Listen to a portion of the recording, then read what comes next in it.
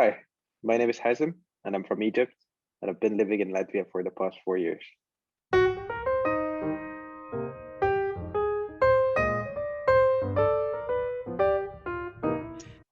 Hello, Hey, how are you?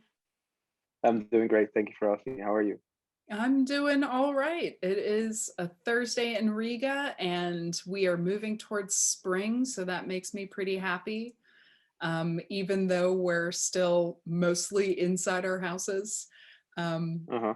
but thanks for providing us with your story, something we can watch while we're all inside, and sharing a little bit about yourself. So Well, thank you let's for having me. Yeah, let's jump right into tell us a little bit about where you consider yourself from and what that place is like. All right, so I come from Egypt, as I like to introduce it, the land of the pharaohs, one of the oldest civilizations on Earth. Um, yeah, Egypt is a country of a little over 100 million people. I come from Cairo, a city of a little over 27 million people. So it's definitely a big metropolitan area. Um, I grew up in a normal middle class neighborhood. Well, literally 10, 15 minutes drive from the airport, so it's very easy to get there. And technically speaking, it's within the same well area that the airport is. So it's technically speaking the same, I don't know, district. Uh, and yeah, that is pretty much it. I'm from Egypt. Can you describe what you consider a middle class district in Cairo to look like or be like? What makes it different from maybe other neighborhoods? I mean, that there are all sorts of different classes anywhere. Like there like the low income or the social housing, and then there are like residential apartment buildings, Hmm. and then of course you have the compounds and the houses and the villas, you name it. So I grew up in a pretty well. To be more specific, I grew up in three different apartment buildings in Egypt because we did move quite often when I was younger. And then, yeah, sometime around the age of 10, I moved to Dubai. So ended up living in 6 or 7 more apartment buildings.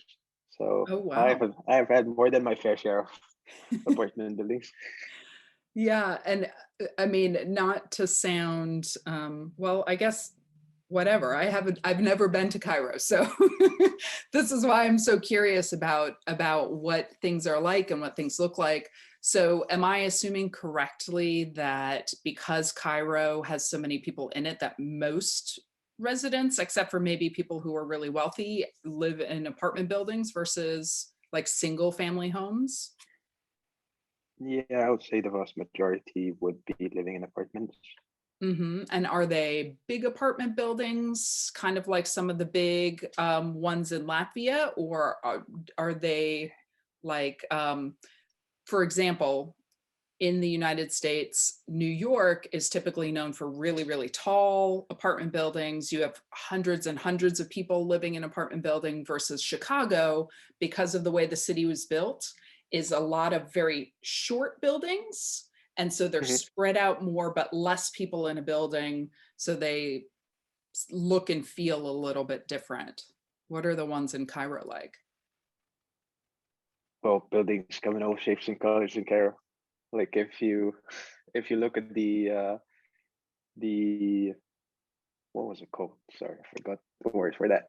Um, the skyline of Mm-hmm. overlooking the Nile River, for example. Mm-hmm. You have all those.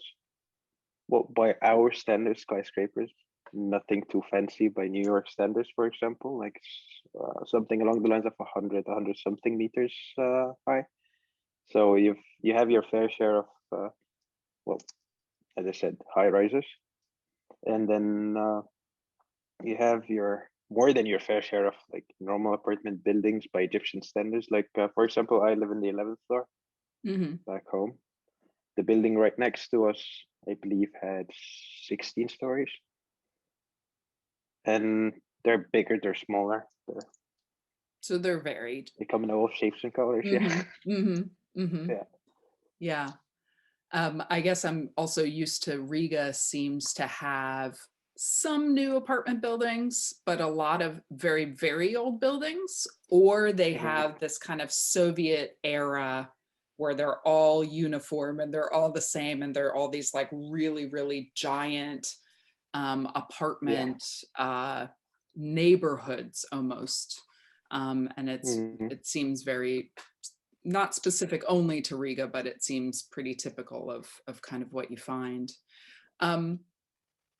Tell me a little bit about what you remember growing up in terms of, you know, things that you did, what your early childhood was like, and maybe talk about that transition to Dubai, since that was your first, maybe somewhat of a cultural shift. Maybe it wasn't. Tell us about that. All right. Well, let me think.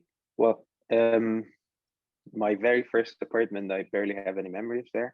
I think we moved out when I was 6 or 7.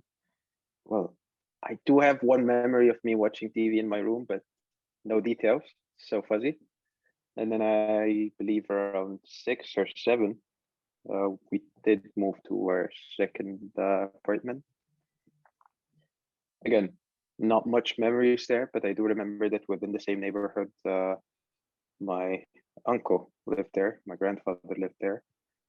And yeah, it was literally within 3-4 minutes walking.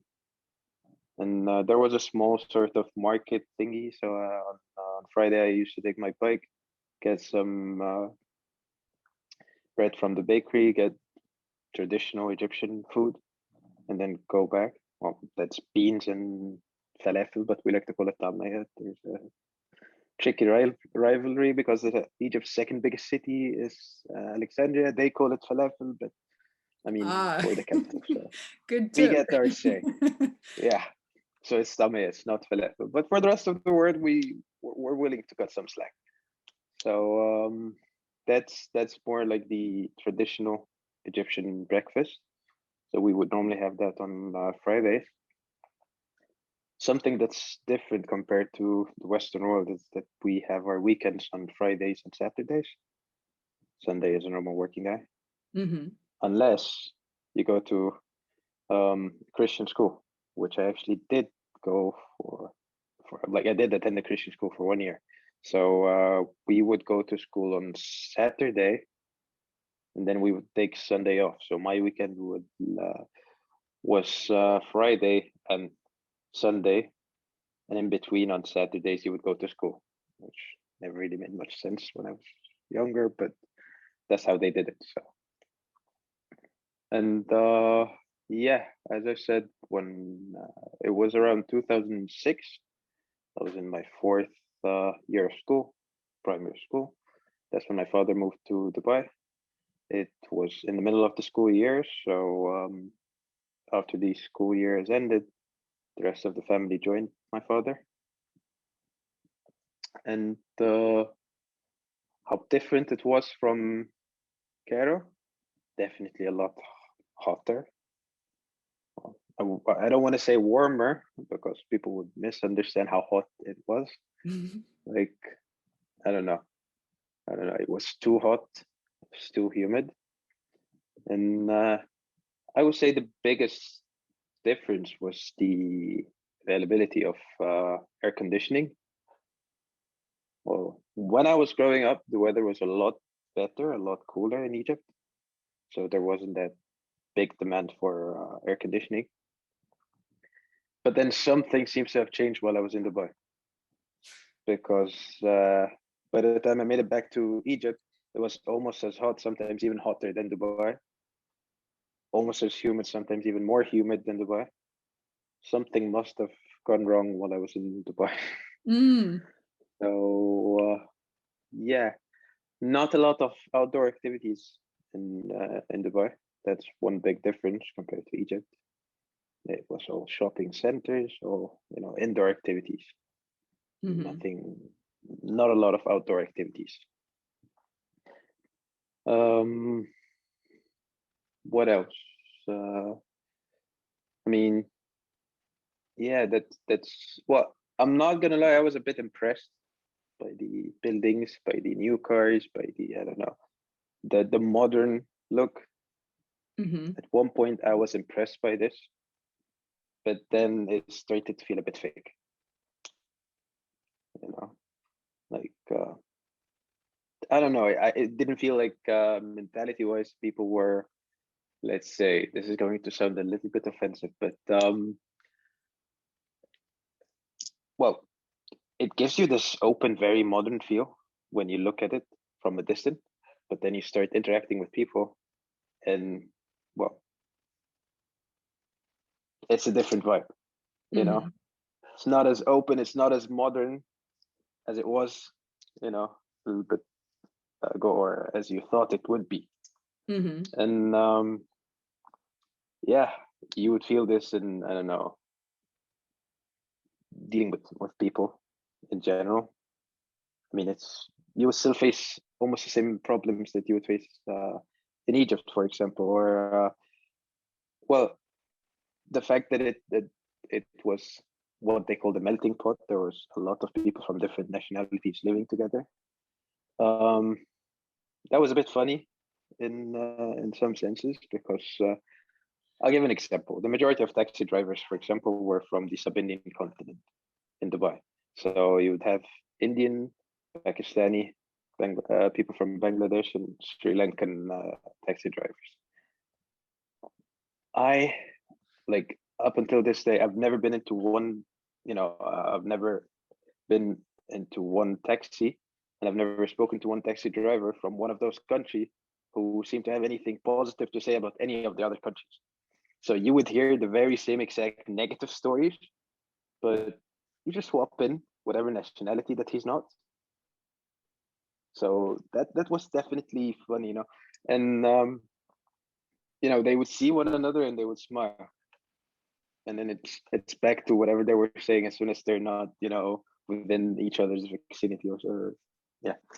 So that was definitely interesting. Um, it has definitely widened my horizon because I did not think that there was as many people or as many countries out there when I was growing up in Egypt. This is going to sound a bit funny, but when I was younger, I used to believe that there was Egypt, there was the US because of all the movies, there was England because they occupied us as part of the British Mhm. Empire, and also because of English England, and well, I used to know Saudi Arabia for religious reasons, Mhm. and for some reason I thought that all Africans came from Sudan. That is something that I used to think when I was young, for example, up until the age of 5 or 6.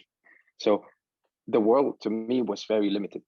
I Mhm. thought that there were only like 6 or 7 countries out there. And then I moved to Dubai, and all of a sudden I see people from like 100 different countries. Like literally, I start seeing people of all shapes and colors. And like, when did that happen? Because I've never experienced that in Mhm. like in person before. So that was definitely something different. You It sounds like your first travels or your first experiences outside of your home country weren't necessarily choices you made. They were choices your family made. Can you talk about when Well, yes you and no. Yes and no. Actually, my Mhm. family was leaning more towards staying in Egypt, Mhm. but I mean, this was one part of it. When I was younger, I would normally make the decision that would make me feel cool about myself, or would make me think that would give me validation. I have always liked, being a good storyteller. So when I was younger, I thought moving around, you know, getting into all sorts of different situations, going through experiences, going to different places. That's how you come up with the perfect story. So I Mm. was going, I was sort of driven and pushed by this.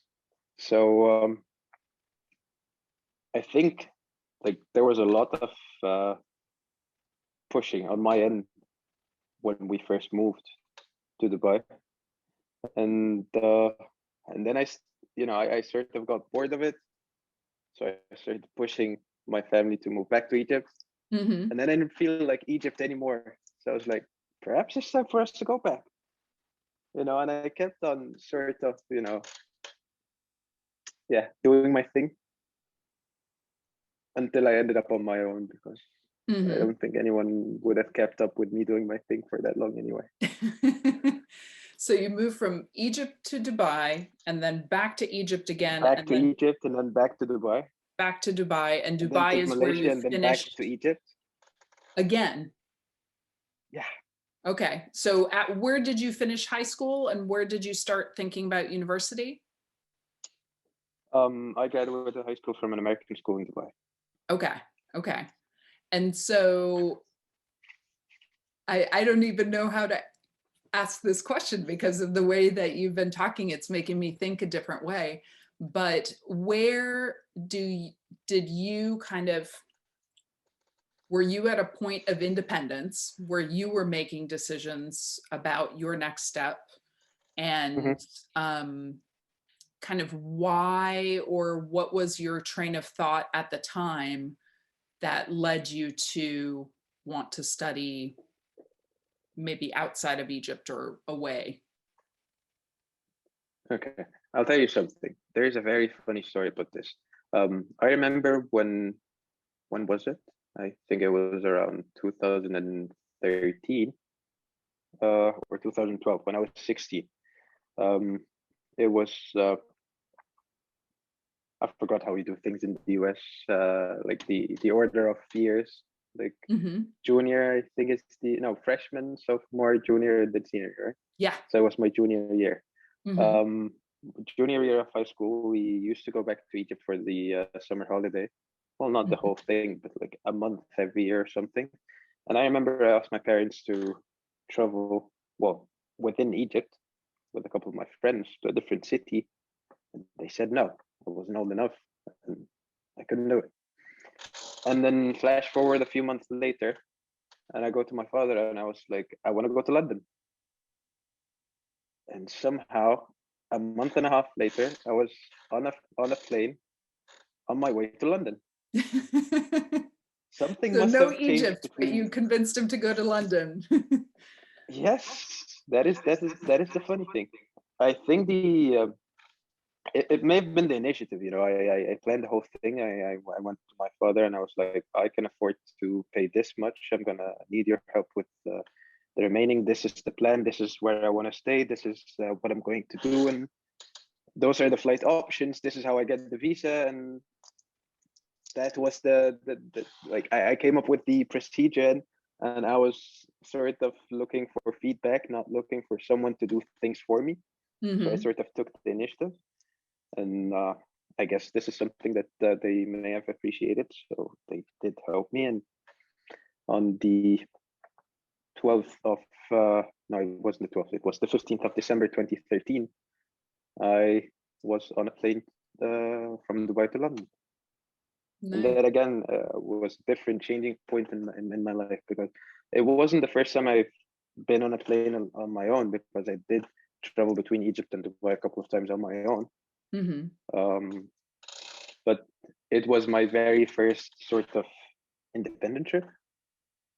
And it wasn't the last, because I convinced my parents to let me go to Egypt for a few days after my trip to London.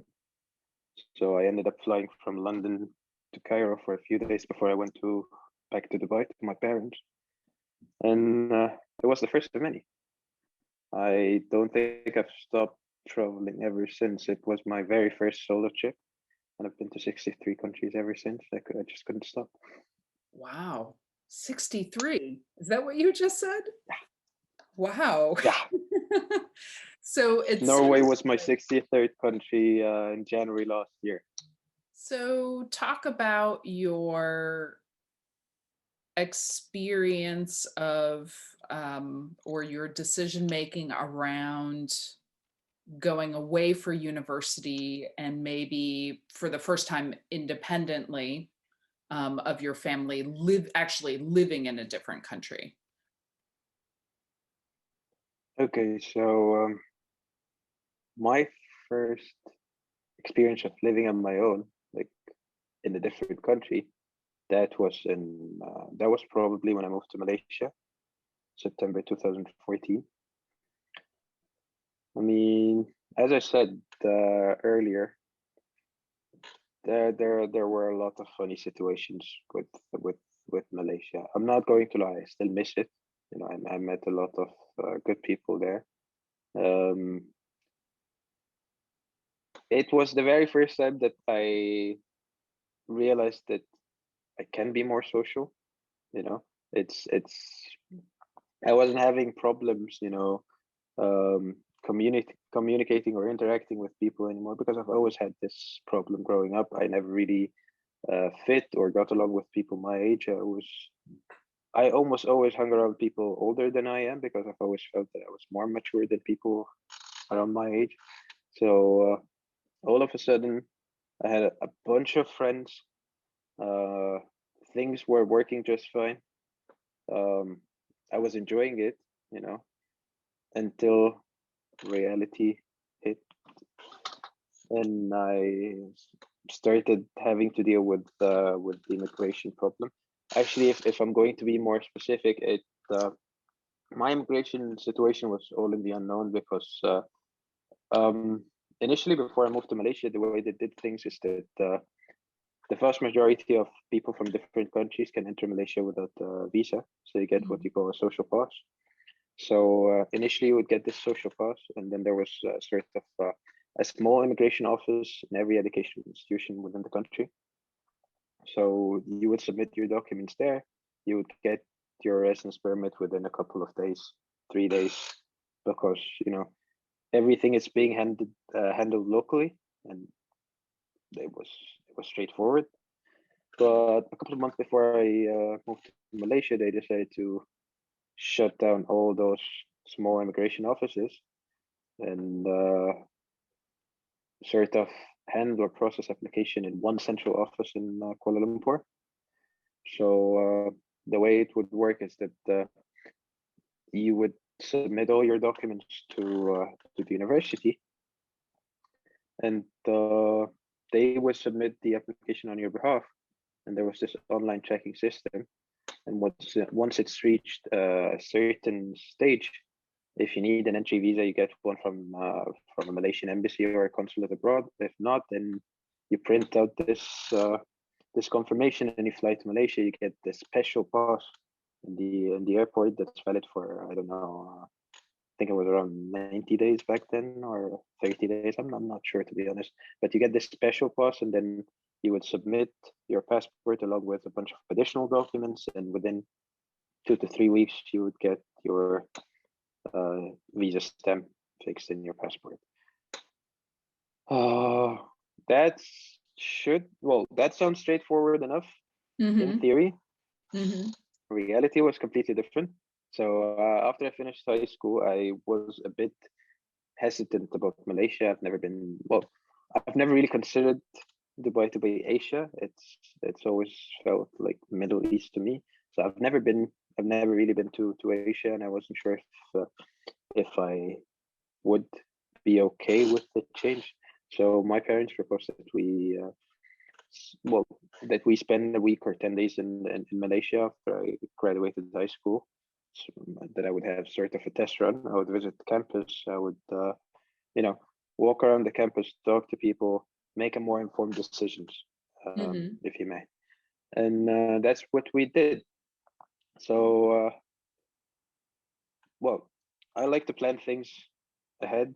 So I prepared all the documents just in case everything went all fine. I thought, rather than sending the documents by post from Dubai to Malaysia, that would take, I don't know, a couple of weeks. And then I don't know how long for someone to start processing my application. Why not submit my documents in person since I'm going to be there, which is what I did. But for some reason, they completely ignored my documents. No one started processing my application until like a month or something later. So it took, I don't know, a little over a month before they started processing my documents. And then I noticed once I was able to start checking my application that there was no progress whatsoever. So I started getting in touch again, and apparently someone submitted the wrong documentations from the university's end. And yeah, they wanted me to defer my admittance to the following semester while they sorted everything out, and I did not feel like it. So I had a very long, overthinking session with myself about the different options. And I also discussed this with my parents.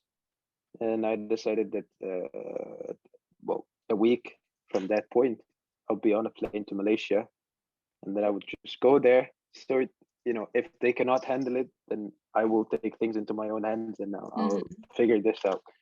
I managed to initially move into my dorm room. And then a week later, I managed to enroll. And then we started checking what the problem is and sorting the immigration problem. And yeah, that I believe I flew to Malaysia on the 11th of September 2014. And my positive decision came out on the 30th of October 2014. So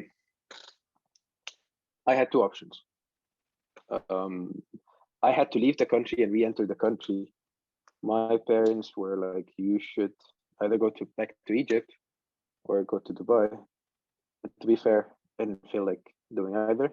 I wanted to explore my way around Asia a little bit. So, well, I was already planning to sort of go on a Halloween party in Universal Studios in Singapore. So I had already applied for the visa, and I was pretty much already planning to go on the 30th of October anyway. And my decision ended up coming out on the 30th of October as well. So I was like, all right, that works out. I'm going to Singapore for a few days and then I'll be back. Problem solved. Singapore was great until I realized how expensive it was, and I spent all my money.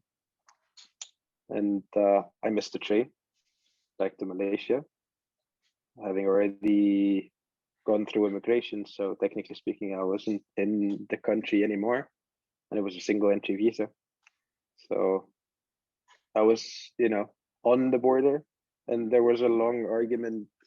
I believe one immigration officer offered to take me in his car to the Malaysian border, and then he said that I could try to cross the border on foot. I was like, that sounds like a recipe for disaster. I don't want to get shot at or something. I had I had a very wild imagination, and yeah, it wasn't the kind of risk I was willing to take. And then, long story short, I guess my nationalistic pride kicked in. So I was like, you know what? I'm an Egyptian citizen. Call the Egyptian embassy.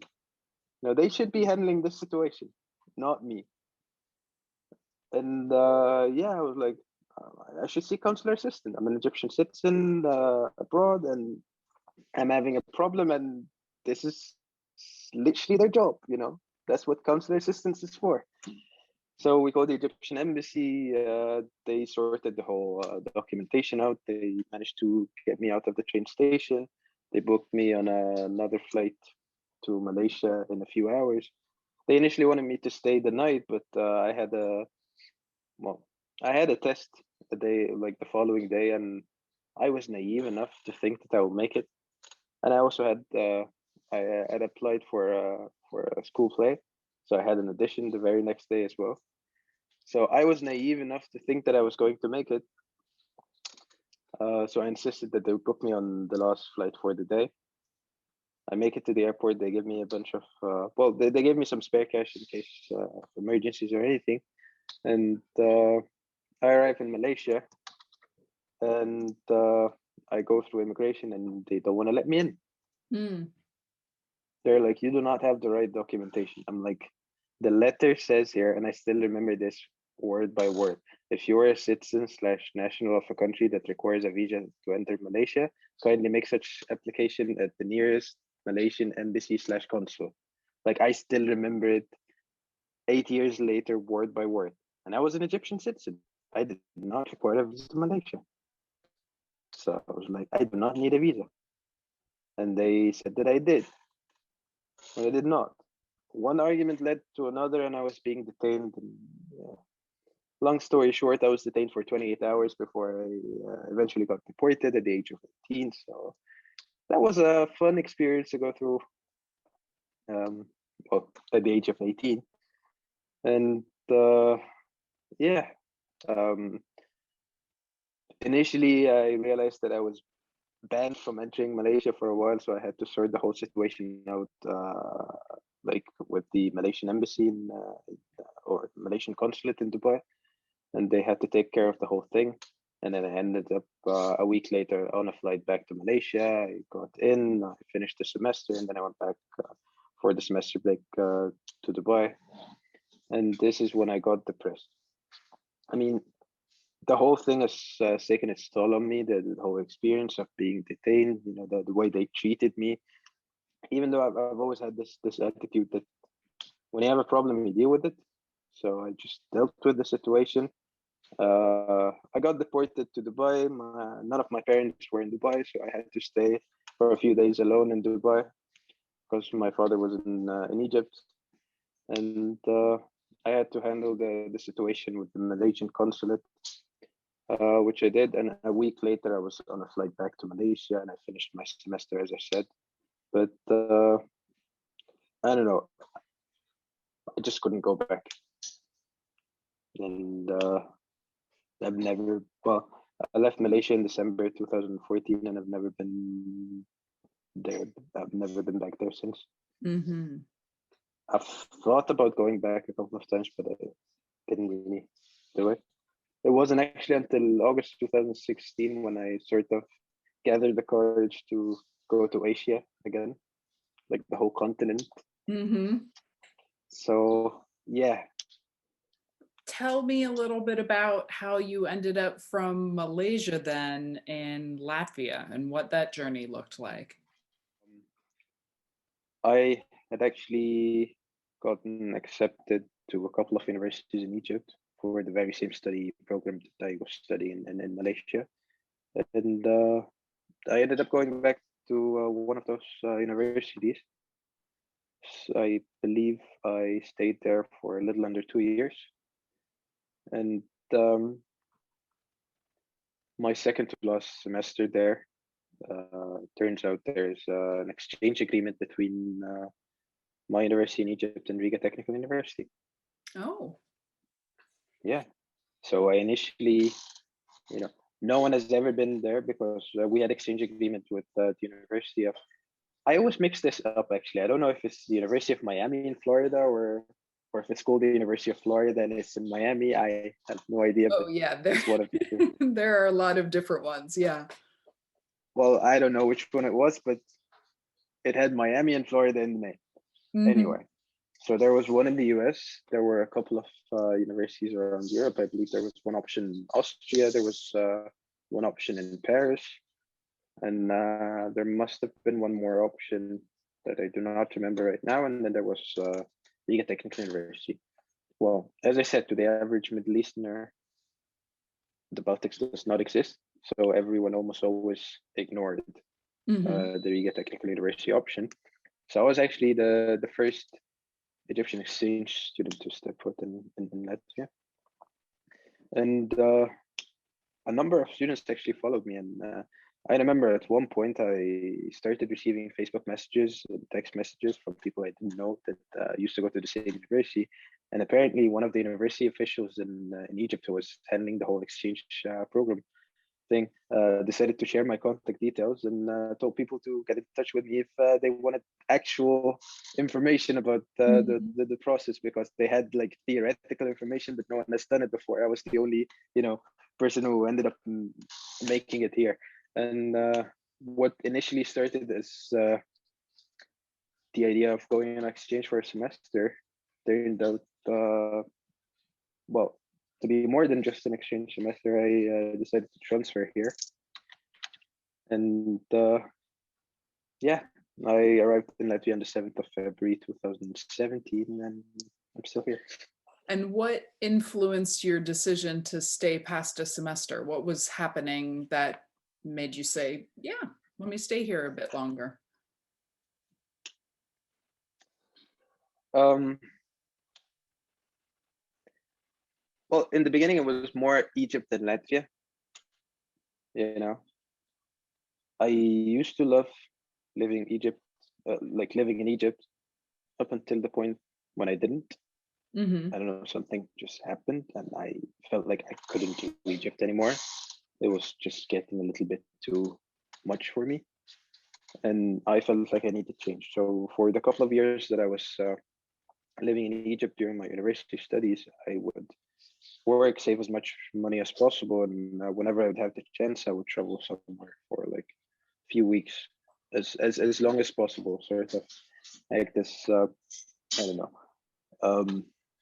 I was taking breaks from Egypt that would help me go through until at one point I realized that my breaks were just not cutting it for me, and I didn't feel like doing this anymore, you know. And you know, I didn't feel like I belonged in Egypt at one point anymore. I just didn't. Okay, it is home, and this is where your family is. But I've always liked the saying that home is where the heart belongs, and I just didn't feel that my heart belonged there anymore, which was a bit of a hard decision to make. You know, where to move, because I felt like my heart did not belong anywhere. Mm-hmm. Well, I would say up until a few months, I still believed that my heart did not belong anywhere, and it was always hard to make decisions. Do I stay or do I go? You know, whether it's Latvia, whether it's anything I do, you know, I didn't know if I belonged. And Latvia has been a learning experience. There's been a lot of ups and downs. My first few months here, um, I barely interacted with locals because I mostly hung around exchange students. And yeah, towards, I don't know, my third month or something, a lot of exchange students started to come from my home university. Some of them Mm-hmm. people that I personally known before. So those were the people I hung around most, people from within the same circle. So it didn't feel much different, or the setting was different. We were in a different place, but I was sort of surrounded by the same people. Mm-hmm. And you were kind of But then living they, student life with the yeah, other students that were from other places. exactly. And then those people started leaving one after the other, and I started feeling the void. Mm-hmm. I mean, at this point, I barely knew any locals, and the exchange students or the temporary people I was hanging around with are not there anymore. And oh, I had my fair share of problems with Latvia as well. So I got probably more depressed than I ever was. And, you know, the fact that it was almost always dark outside as well did not help. And I mean, yeah, I well, during my first year, the original plan was that I would. Well, initially, I wasn't sure how long I would stay. So at one point, I was like, I'll probably finish my bachelor's degree here and then go somewhere else for my master's. Uh, I considered moving to Germany, like giving it a second go. until I spent a couple of weeks in Germany, and I felt like I couldn't do Germany long term. And I mean, I started to think about, staying here long term when I went back to Egypt for the first time well, after moving here. I was I was in Egypt for about a month. First 10 days were fine. And then I realized that I was counting days, like how many days I had left. I was actually missing Latvia. Yeah. Even though I didn't like it. I didn't really like it at that point. But yeah, that further cemented the idea that my heart no longer belonged in Egypt.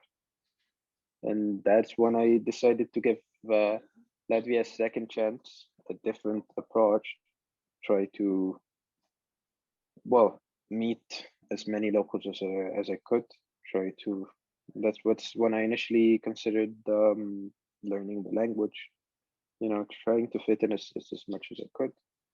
And yeah, 2018, I started learning the language. I met two of my best friends, two Latvians, in the beginning of 2018. Where, how? Where did you find them, or what was your strategy of, okay, I'm not from here, but I'm gonna try to meet locals? All right, so I used to play, well, actually, to be fair, I still play Pokemon Go. So it wasn't very big in Egypt, so I was playing solo. And then at one point I realized that it's actually more famous, more well-known here than it is back home. And I started to, to try to mingle around with the local Pokemon Go community. And that's actually how I met one of those two of my best friends.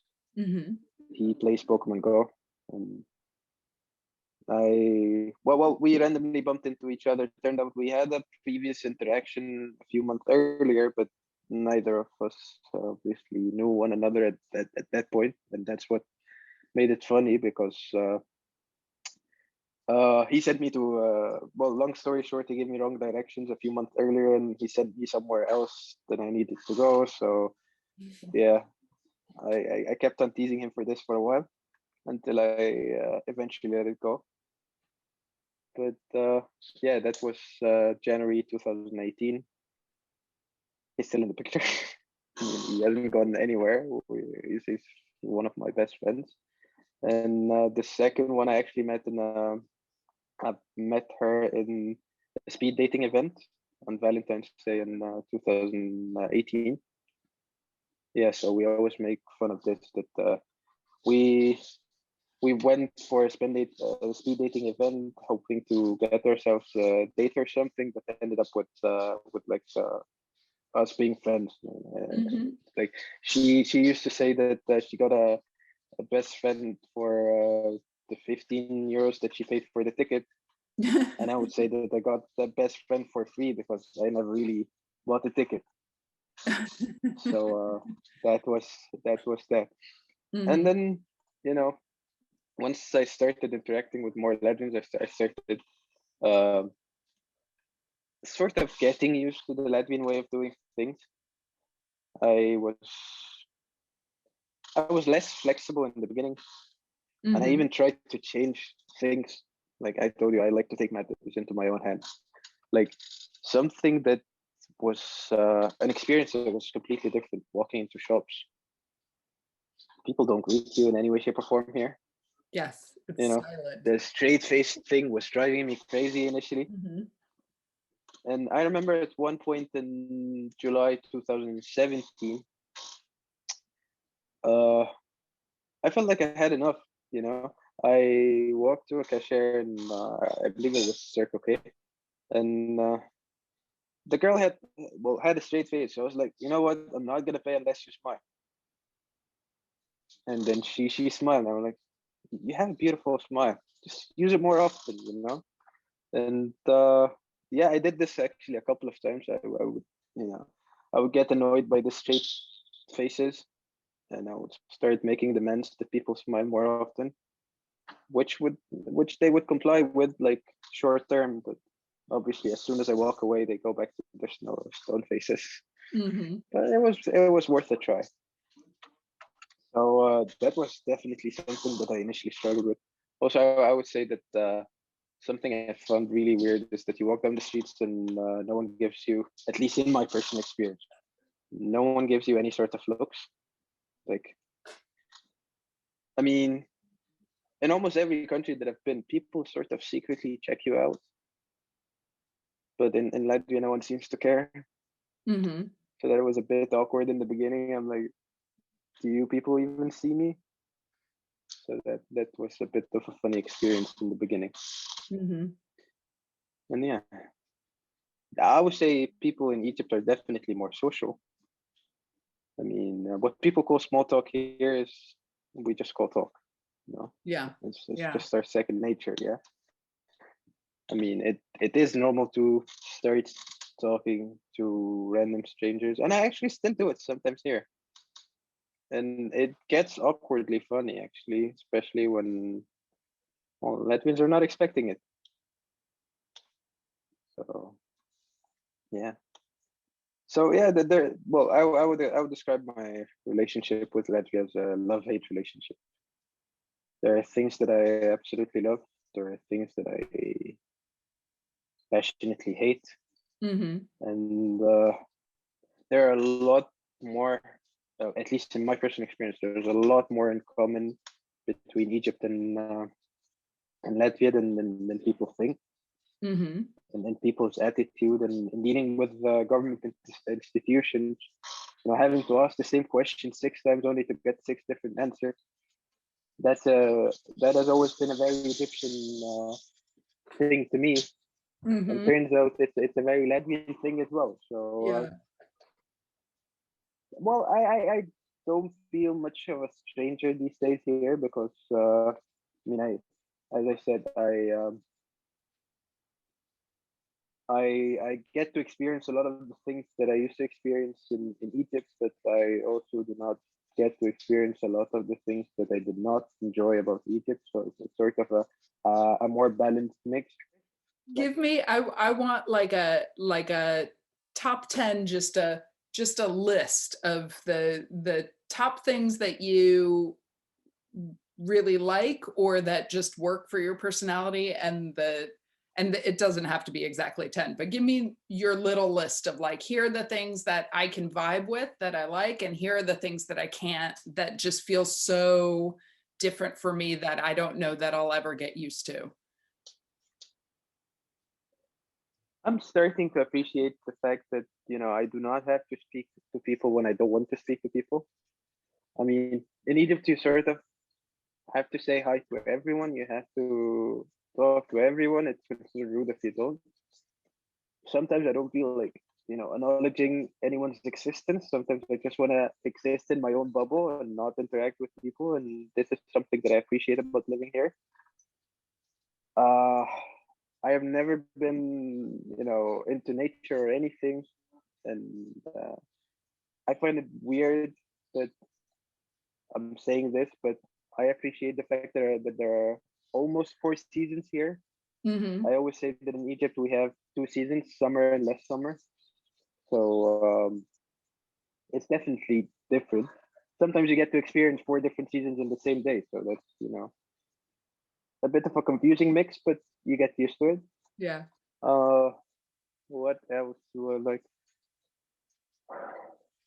I like the fact that even though it requires extra effort to crack a Latvian shell, once you do, they're a lot nicer than they seem. That this is something that I really appreciate, and I find it extremely funny and pleasant in the same way that when I try to speak my very limited bad Latvian, I do end up getting a lot of discounts. People do appreciate this, especially old people. So this is something that I do appreciate. Um, what else? What else? The traffic is definitely not as bad as it is in Cairo. no, I definitely do not miss spending half my day commuting back and forth from uni. Um, what else can I say? I don't know. Help me out a little bit.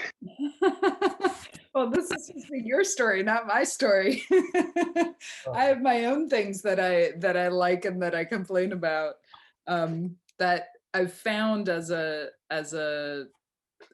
outsider, as an expat, that some of those things are similar to different people, but a lot of it, part of these conversations is that a lot of that comes from just your previous experiences. I think for me, I've realized just how much where I've lived prior to this have influenced like what I can, what feels familiar or comfortable with me here and what doesn't.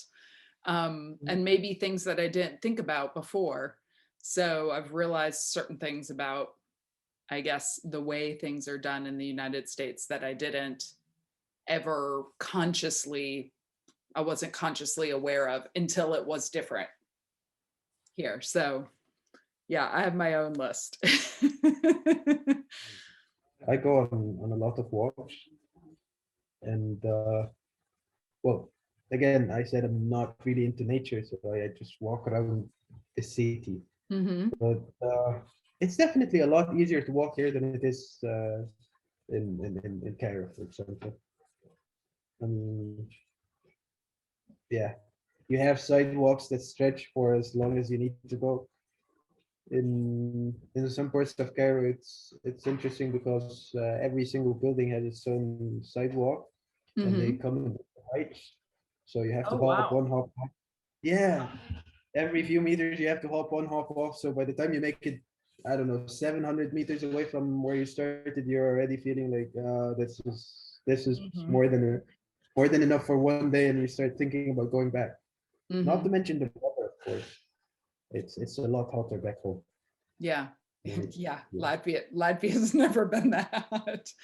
Um, do you have any thoughts? I mean, you have traveled to so many countries. Do you have any thoughts about what's different when you travel and experience a country by traveling and visiting it versus when you're actually living in a place? Yeah, I would say that your experience is definitely a lot more limited and a lot more positive. Well, it can be negative, but it's normally a lot more positive when you're visiting somewhere short term, because you do not get to experience the problems or the hassle part of things. Hmm. Uh, you focus on what you want to focus on, and which is what you're here for, and the fact that you want to have fun, you want to enjoy your time, and you want to enjoy, you know. I try to avoid being a tourist as much as possible, but at the end of the day, you are a tourist. I mean, I I try to do things in as much of a local way as possible. I try to well, mingle with locals everywhere I go. I try to do things that your typical tourist would not really do, but at the end of the day, you do not get to see the problems. Hmm. So it's not until you've lived somewhere long enough, you get enough interaction with people, you build relationships, you you get to experience the problems firsthand, that that you can say that you really know a place, because you can even live in a place for many years and not get to experience a lot of the problems that other people may experience. Like, I don't know, I can say that in my 6 months of Malaysia, I've gone through more immigration related problems than your average expat in Malaysia in their and well in the few years that they stay there. Hmm. I can definitely argue that I've had my fair share of problems immigration wise with Latvia. Like I remember when Well, I had one issue in the airport here 3 months after I moved here. I got discriminated against, and then I got physically assaulted, and things got heated. And then there was a funny situation. And fast forward a few months when I was renewing my residence permit for the first time, um, they gave me this decision that was essentially not a decision. So instead of it taking the standard 30 days, they said that they needed an extra 30 days. And in the meantime, I couldn't leave the country. I couldn't do anything. And my grandfather actually happened to pass away during that time, and I could not. He was hospitalized for a while. I could not see him. I could not attend his funeral. Only to end up, you know, getting another 30-day extension on top of the initial 30 days. So the whole process took around 3 months to renew my residence permit the first time. And I had I was called to an interrogation at the Latvian Security Police Counterterrorism Department, so that was definitely not something that your average expert goes through. So yeah, I've had my fair share of problems in a lot of countries. I've gone through a lot of things in my first 20 years of life that people may not necessarily experience in their lifetimes. So but then things, change. You start seeing things from different perspectives. Things do start to work out when you feel like, well, when you feel like you've hit bottom rock, as they say, and when you feel that there's no way out, and new doors suddenly opens, and you get a new glimpse of hope, and things do happen to work their way out somehow. So, long story short, it is, in spite of all my experiences in Latvia, that I, for some reason, feel like I belong here now. And this is where I call home. Wow, what a what a story. Any final thoughts that you want to share, either about Latvia or just about being, from one place living in another place? Well, don't judge a book by its cover. This will most probably be my best advice. Don't judge till you actually get to know people. Don't make rush decisions on people, on things, on places. Yeah, you need enough input to make an informed decision, and it takes time to realize things. If if we would have had this interview a few years ago, I would probably said that I hate Latvia, and I couldn't wait for the day until I would embark on my next journey, or see where things would take me. But for once in my life, I'm actually not thinking about going somewhere else. I'm actually thinking about here and now, and yeah, what Latvia has for me. Guess we'll have to see. Yeah. Well, maybe I'll probably have to do a thing where I check in with people a few years later and see where they are. I'll do a where are they now, Saprotu. Yeah. I'll probably be somewhere else. Having said all that, I'll probably end up somewhere else. That's how things Because work we out in the end. recorded it that you were going to stay, then you're going to be somewhere else. Well, thank you so much for sharing. And I know it's only a little summary of your story, but thanks for telling us a little bit about you and everything that you've been up to and your experiences. You're most welcome. Thank you for having me.